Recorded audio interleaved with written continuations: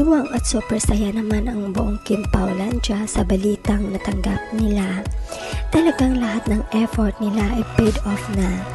Ayon sa post ng TV producer at screenwriter na si Miss Carl de la Merced, busy with taping, we're only doing car chase and action sequence now with Sigabo. At the end of the alibay, I had so many pics I wanted to post. Wait lang. The invitation to Pau for STE has arrived today. Wow, confirm. Talagang tuloy na tuloy ang pagrampa ni Paolo Avellino sa South Korea.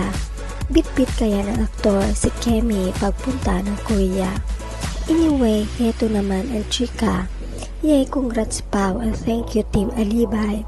South Korea, here we go. Marami bang exclusive behind the scene Miss Carl na Canada shoot? Pwede ba ikaw na lang po maglapag ng nakahiga na scene doon sa Canada?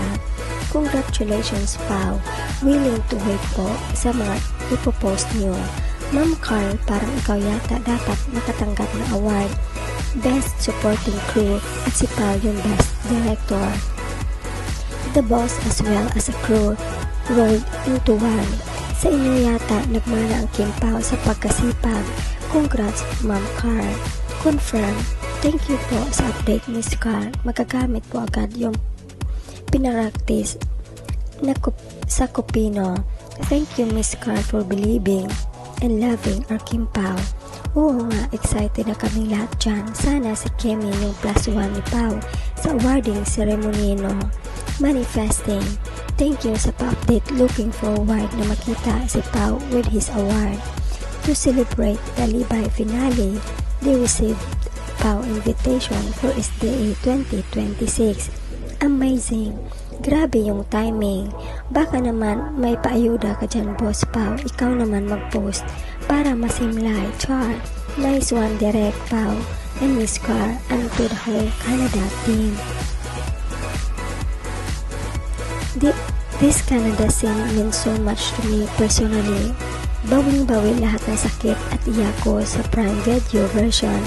Thank you Stella, thank you Vincent, at lumaban ka. Magmahalan na lang kayo ng magmahalan at naway matupad lahat ng pangarap nyo. The happy ending we never thought was possible but end up getting like a piece of our offerings for all the tears that we cried last December. This is a finale that we all deserve. Traumas healed and we're walking away with our hearts intact.